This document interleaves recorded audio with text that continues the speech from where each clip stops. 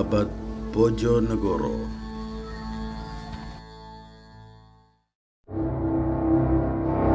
Bojonegoro adalah sebuah kota kabupaten yang terletak di ujung barat Jawa Timur.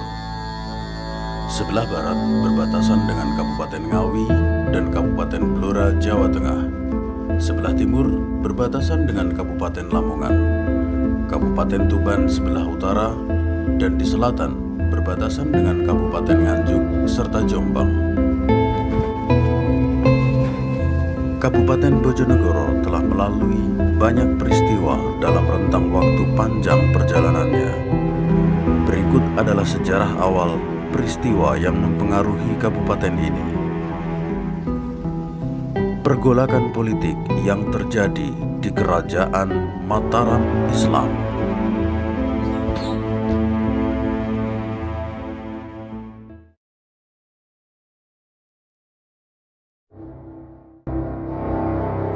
Bagian pertama, Kadipaten Jipang periode 1677 sampai 1705, Raden Mas Tumapel.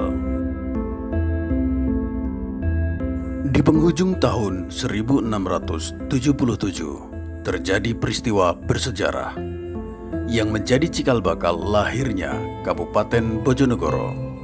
Peristiwa itu adalah Perjanjian Jepara. Sebuah perjanjian yang dilaksanakan oleh pihak Mataram, dalam hal ini adalah Raja Amangkurat II atau Raden Mas Rahmat, dengan pihak VOC di bulan September tahun 1677.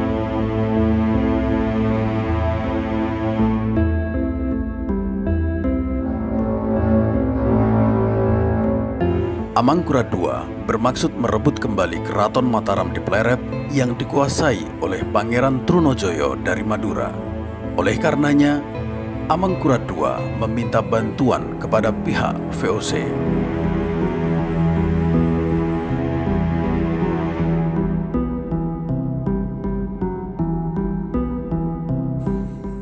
Isi Perjanjian Jepara. 1. VOC mengakui Amangkurat II sebagai Raja Mataram. 2. VOC setuju berperang melawan Trunojoyo dengan catatan seluruh biaya perang adalah hutang Mataram kepada VOC. 3. Sebelum hutang lunas, maka seluruh kawasan utara Jawa digadaikan kepada VOC. Terakhir, Mataram harus menyerahkan daerah Karawang, Priangan, dan Semarang.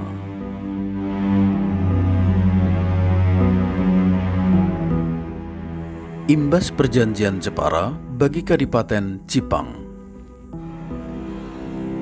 Kadipaten Jipang di masa itu meliputi wilayah Lasem, Blora, dan Bojonegoro. Jipang semula bentuk pemerintahannya bernama Kadipaten. Kemudian atas usulan dari VOC berubah menjadi kabupaten.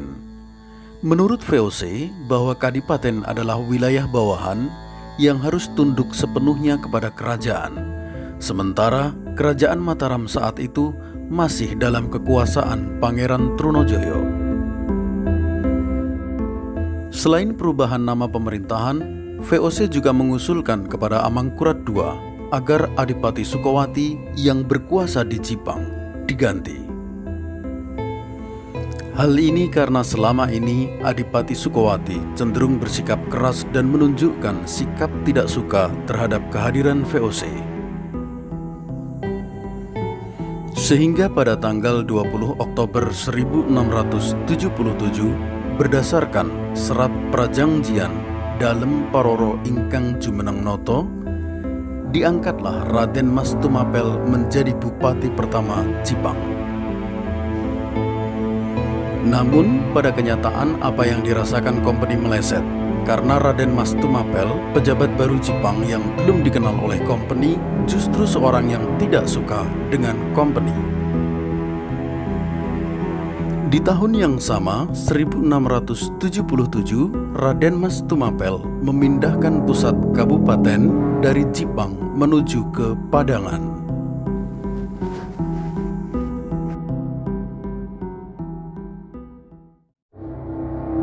Bagian kedua. Kabupaten Cipang, Padangan, periode 1705 sampai 1718. Ki Wiro Sentiko atau Raden Tumenggung Surowijoyo. Setelah pemberontakan Pangeran Trunojoyo berhasil diredam tahun 1679, Amangkurat II kemudian memindahkan pusat kerajaan Mataram di Pleret yang telah hancur. Pusat pemerintahan dipindahkan menuju ke Kartasura. Tahun 1703, Amangkurat II wafat. Kedudukannya kemudian digantikan putranya, Amangkurat III, atau Sri Susuhunan Amangkurat Mas. Namun di masa pemerintahan Amangkurat III, terjadi lagi sengketa perebutan kekuasaan untuk kesekian kalinya.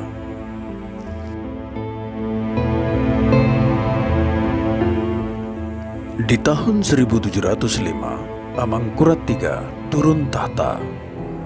Kemudian digantikan oleh Pangeran Puger yang bergelar Susuhunan Pakubuwono I.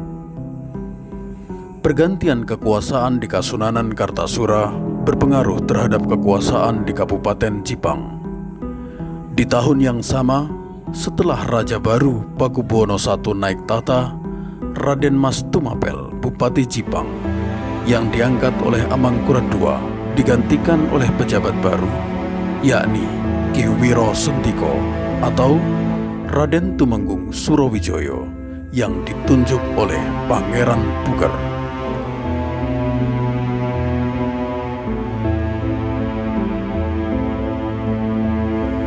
Pada tahun 1718, Tumenggung Surowijoyo mendapat tugas dari Susuhunan Pakubuwono I untuk memaksa orang-orang Madura tetap mengakui Susuhunan sebagai raja mereka. Konflik antara Mataram dan Madura kembali memanas. Di tahun ini, Surowijoyo gugur dalam pertikaian. Bagian ketiga. Kabupaten Cipang, Padangan, periode 1718 sampai 1741.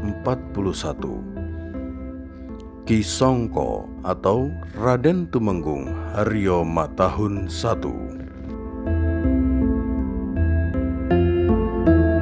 Setelah Tumenggung Surowijoyo, Bupati kedua Kabupaten Cipang, gugur dalam sengketa dengan rakyat Madura, kemudian Susuhunan Pakubuwono I mengangkat Ki Songko sebagai penggantinya menjadi Bupati Cipang dengan nama Raden Tumenggung Haryo Matahun I. Tahun 1725, Susuhunan Pakubuwono II naik tahta. Di tahun itu juga, Susuhunan memerintahkan kepada Bupati Cipang, Raden Tumenggung Haryo Matahun I, untuk memindahkan pusat pemerintahan Kabupaten Cipang dari Padangan ke Desa Rajekwesi, Ngumpak Dalem. Dan sejak tahun 1725, Kabupaten Cipang berubah menjadi Kabupaten Rajekwesi.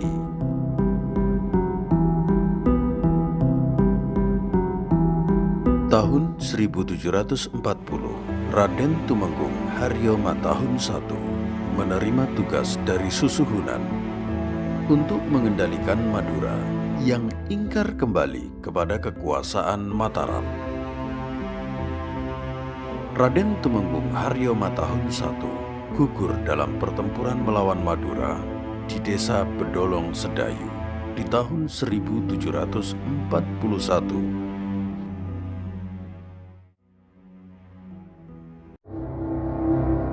Bagian keempat. Kabupaten Rajekwesi, periode 1741 sampai 1743. Raden Tumenggung Haryo Matahun II. Setelah Raden Tumenggung Haryo Matahun I gugur, di desa Bedolong, Sedayu. Pada tahun 1741, Pakubuwono mengangkat Raden Tumenggung Haryo Matahun II menjadi Bupati Rajakosi. Awal kepemimpinan Tumenggung Haryo Matahun II diwarnai dengan peristiwa besar yang terjadi di tanah Jawa.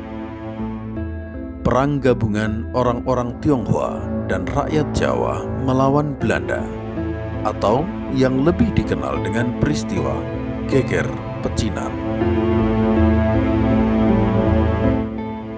Awalnya, perlawanan terhadap Belanda hanya dilakukan oleh kelompok etnis Tionghoa sebagai aksi balas dendam atas pembantaian 10.000 etnis Tionghoa di Batavia yang dilakukan oleh orang-orang Eropa. Tapi kemudian rakyat pribumi bergabung membantu etnis Tionghoa, dan perjuangan rakyat ini kemudian mendapat dukungan dari Pakubuwono II. Mengetahui sikap Pakubuwono II yang memihak musuh, tahun 1742 Belanda dibantu pasukan dari Madura, yakni pasukan Cokroningrat IV, Bupati Madura Barat, menyerang Keraton Kartasura. Pasukan Madura membantu VOC Belanda dengan janji akan dibantu lepas dari cengkeraman kekuasaan Mataram. Tidak berselang lama, Kartasura pun takluk. Cakraningrat IV bermaksud menduduki Keraton Kartasura dan menyingkirkan Pakubuwono II. Akan tetapi Belanda menolak. Di tahun 1743, Belanda menyerahkan kembali Kartasura yang telah hancur kepada Pakubuwono II. Setelah kondisi kekalahannya, otomatis Pakubuwono II kehilangan taring kekuasaannya. Pejabat pemerintahan di pusat dan di daerah yang setia kepadanya diganti. Mengetahui kondisi ini ditambah dengan kondisi Keraton Kartasura yang telah hancur, Pakubuwono II akhirnya pindah ke desa Solo dan mendirikan Istana Surakarta.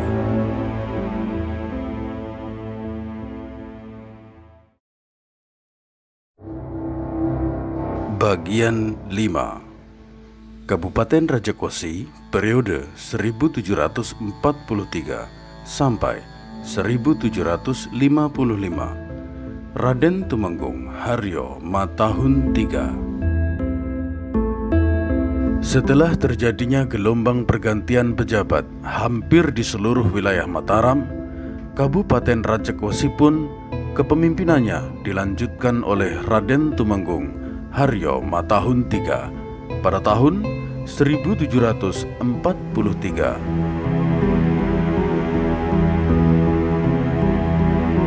Di tahun 1743 ini pun Pakubuwono II jatuh sakit. Kedudukannya kemudian digantikan oleh putranya, Pakubuwono III. Politik memecah belah dan menguasai yang terus dilancarkan oleh Kompeni Belanda telah berulang kali menimpa kerajaan Mataram. Era kepemimpinan Pakubuwono III terjadi kembali perang saudara, yaitu antara Pakubuwono III dibantu dengan Kompeni Belanda melawan gabungan Pangeran Mangkubumi dan Raden Mas Said yang memperoleh dukungan hampir dari seluruh rakyat Jawa Timur. Perang ini berakhir melalui sebuah perjanjian yang disebut dengan Perjanjian Giyanti pada tahun 1755 di Karanganyar, Jawa Tengah. Perjanjian Giyanti membelah Mataram menjadi dua bagian, Kesultanan Yogyakarta dan Kasunanan Surakarta. Kesultanan Yogyakarta jatuh kepada Pangeran Mangkubumi dan kemudian diangkat menjadi raja pertama bergelar Sultan Hamengkubuwono Senopati ing Aloka atau Hamengkubuwono pertama. Sementara di Kasunanan Surakarta Hadiningrat, Pakubuwono III menjadi Sunan Pakubuwono II di Surakarta.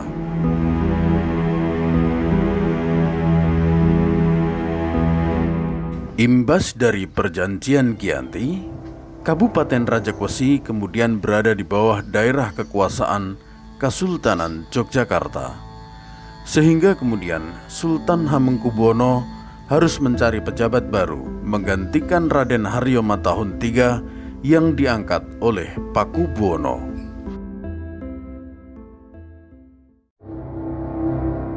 Bagian 6. Kabupaten Rajakwesi periode 1755 sampai 1756. Raden Ronggo Prawirodirjo.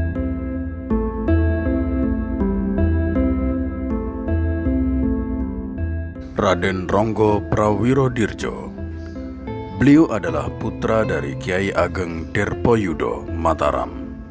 Di tahun 1755, beliau diangkat oleh Sultan Hamengkubuwono I menjadi Bupati Rajakwesi, menggantikan Raden Haryo Matahun III. Selain menjadi Bupati Rajakwesi, Raden Ronggo Prawirodirjo juga merangkap sebagai Wedana Bupati di Madiun. 1 tahun menjabat di Kabupaten Rajakwesi, beliau kemudian digantikan oleh Raden Prawirodjoyo pada tahun 1756. Penggantian ini mungkin dimaksudkan oleh Sultan Hamengkubuwono I agar Raden Ronggo fokus memimpin Madiun. Beliau wafat di Madiun dan dimakamkan di pemakaman taman atau tanah perdikan.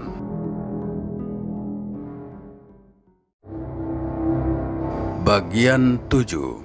Kabupaten Rajakwesi periode 1756 sampai 1760. Raden Purwodjoyo.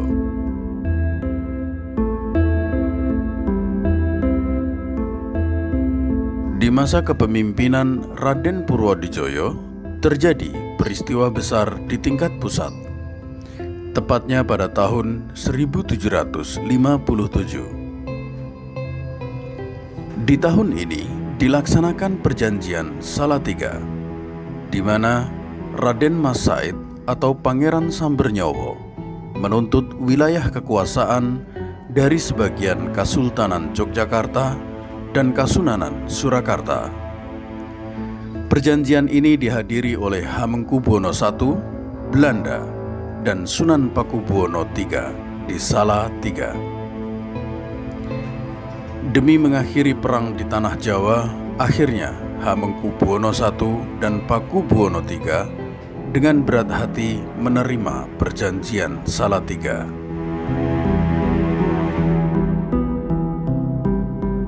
Hasil Perjanjian Salatiga adalah wilayah Ngawen, kini bernama Gunung Kidul, wilayah Karanganyar dan Wonogiri menjadi kekuasaan Raden Mas Said yang kemudian dikenal dengan wilayah Mangkunegaran. Meskipun mendapat wilayah kekuasaan sendiri, akan tetapi penguasa Mangkunegaran tidak berhak menyandang gelar Sultan atau Sunan. Gelar tertinggi adalah Pangeran Adipati. Situasi politik ini tidak berpengaruh terhadap kondisi di Kabupaten Rajakwesi, sehingga Raden Purwodjoyo dapat melaksanakan tugasnya dengan baik kurang lebih selama 5 tahun. Pada tahun 1760, beliau diganti oleh Raden Mas Guntur Wirotejo. Bagian 8. Kabupaten Rajakwesi periode 1760 sampai 1800. Raden Mas Guntur Wirotejo.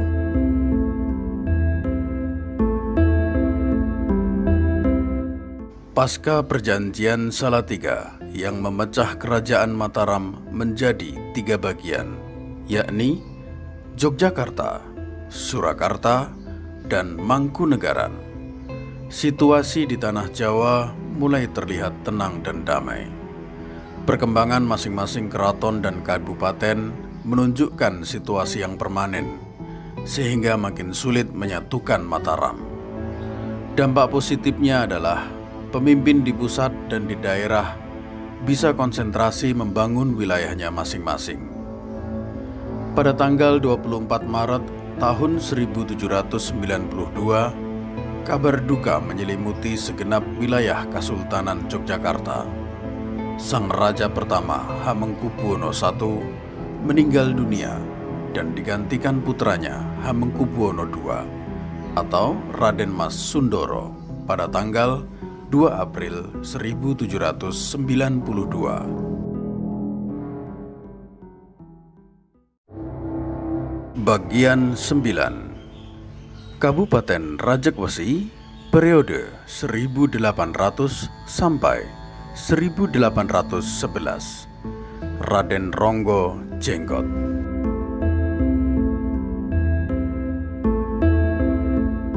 Pada tahun 1800, Raden Ronggo Jenggot diangkat oleh Sultan Hamengkubuwono II sebagai Bupati Rajakwesi, menggantikan Raden Mas Guntur.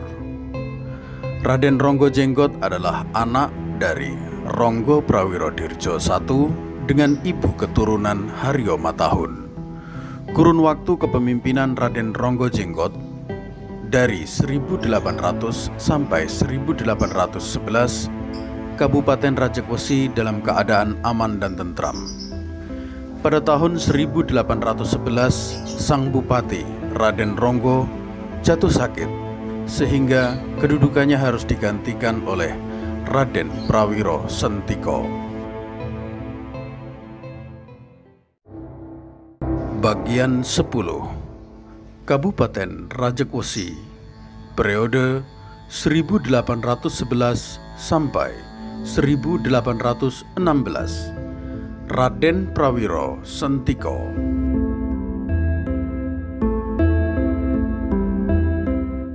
Setelah Raden Ronggo Jenggot jatuh sakit, kekuasaan Kabupaten Rajakwesi kemudian digantikan oleh adiknya, yaitu Raden Prawiro Sentiko pada tahun 1811.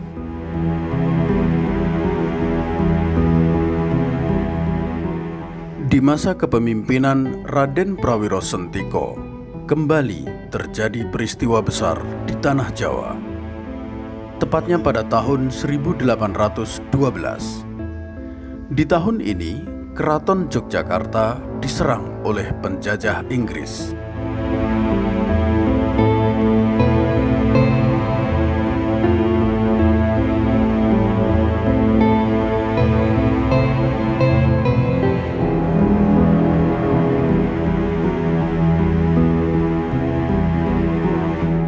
Secara resmi, di tahun 1812, Keraton Jogja dan wilayah kekuasaannya, termasuk Kabupaten Rajakwesi dan sekitarnya, menjadi daerah jajahan Inggris.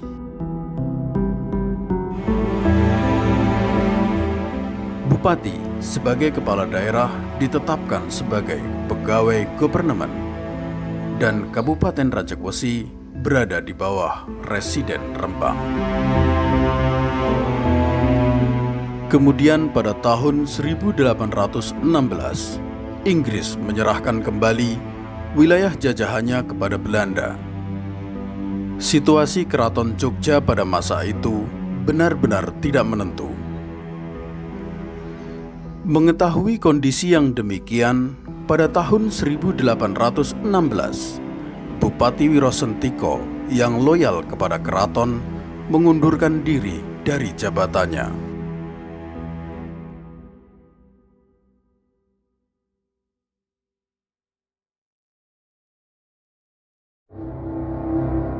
Bagian 11. Kabupaten Rajakwesi periode 1816 sampai 1821. Raden Tumenggung Sumonegoro.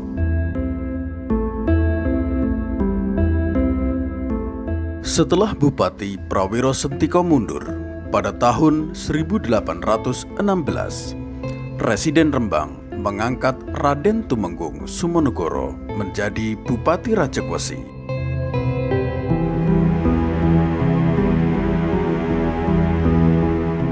Raden Tumenggung Sumonegoro ditunjuk oleh Residen Rembang karena ia dikenal sebagai orang yang menyukai Belanda.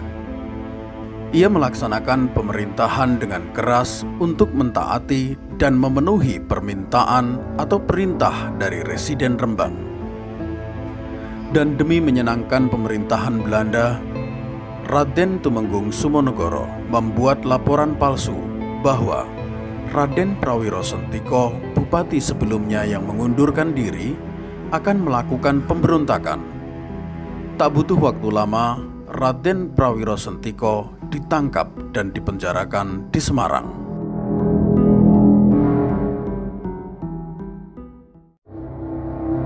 Bagian 12. Kabupaten Rajegwesi periode 1821 sampai 1823. Raden Tumenggung Sosrodiningrat.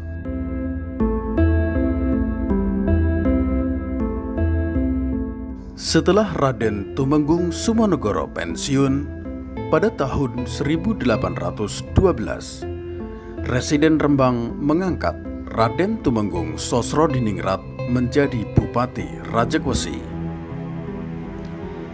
Selama pemerintahannya, Raden Sosrodiningrat berusaha keras untuk menimbulkan kembali kepercayaan rakyat kepada pemerintahan kabupaten.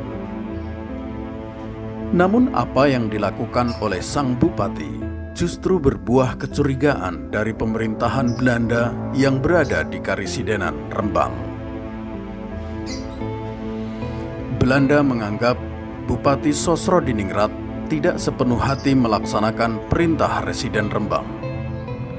Dengan alasan yang dicari-cari, maka pada tahun 1823, Raden Tumenggung Sosrodiningrat diberhentikan dari jabatannya.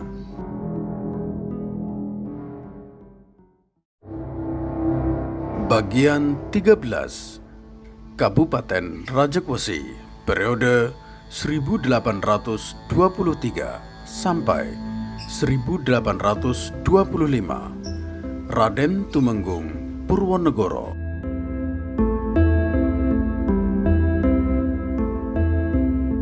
Pada tahun 1823, Residen Rembang mengangkat Raden Tumenggung Purwonegoro menjadi Bupati Rajegwesi. Dengan harapan bupati yang baru tidak mengulang kesalahan pejabat sebelumnya. Namun nampaknya kali ini Belanda juga salah lirik. Raden Tumenggung Purwonegoro yang diharapkan bersikap keras dan reaksional terhadap rakyat Rajegwesi justru bersikap sebaliknya. Ia bersikap persuasif dan perlahan-lahan memperbaiki kehidupan rakyat.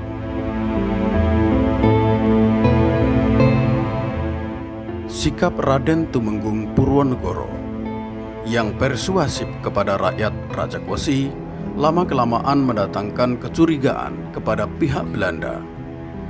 Apalagi di tahun 1825, di Keraton Jogja terjadi pergolakan, yaitu pecahnya perlawanan Pangeran Diponegoro kepada Belanda. Belanda khawatir dengan sikap Bupati Rajegwesi yang pro-rakyat dan seolah-olah sejalan dengan pemikiran Pangeran Diponegoro, suatu saat akan merugikan pihak Belanda. Oleh karenanya, di tahun 1825 ini juga Raden Purwonegoro diturunkan dari jabatannya. Bagian 14.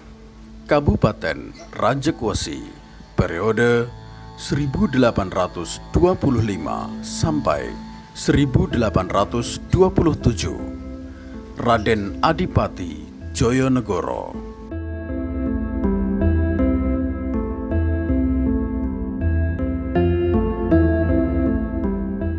Pada tahun 1825, Residen Rembang mengangkat Raden Adipati Joyonegoro menjadi Bupati Rajakwesi.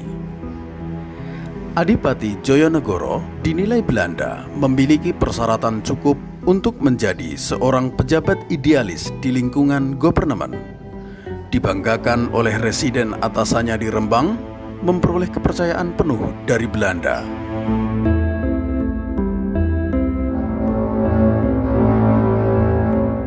Sikap proaktif yang dimiliki oleh Adipati Joyonegoro dinilai Belanda akan mampu membantu Belanda mengatasi gejolak rakyat yang memihak pemberontakan Pangeran Diponegoro.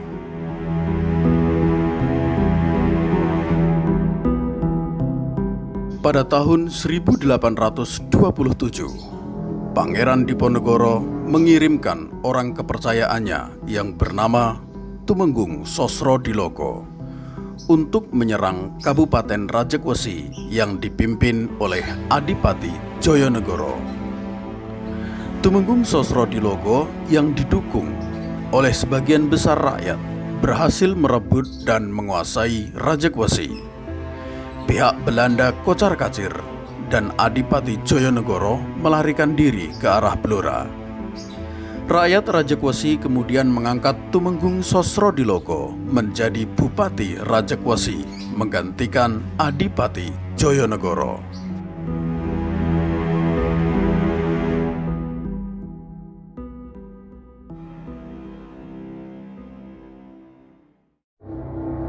Bagian 15.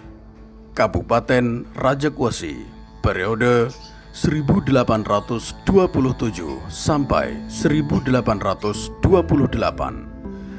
Tumenggung Sosrodiloko.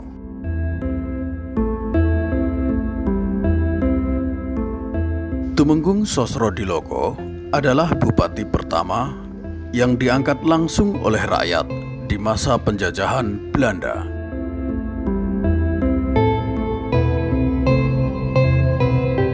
Jatuhnya kota Rajakwesi membuat cemas pejabat Residen Rembang, Baren van Looik.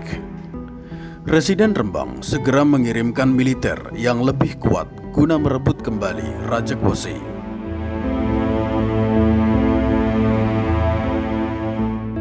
Pasukan Residen Rembang yang terdiri dari gabungan tentara Belanda dan Bumiputra, yakni Ampon, Halmahera, dan Madura, dengan kekuatan kurang lebih 2.000 prajurit di bawah komando Kolonel Van Grishem berhasil merebut kembali Kabupaten Rajakwesi pada 2 Januari 1828.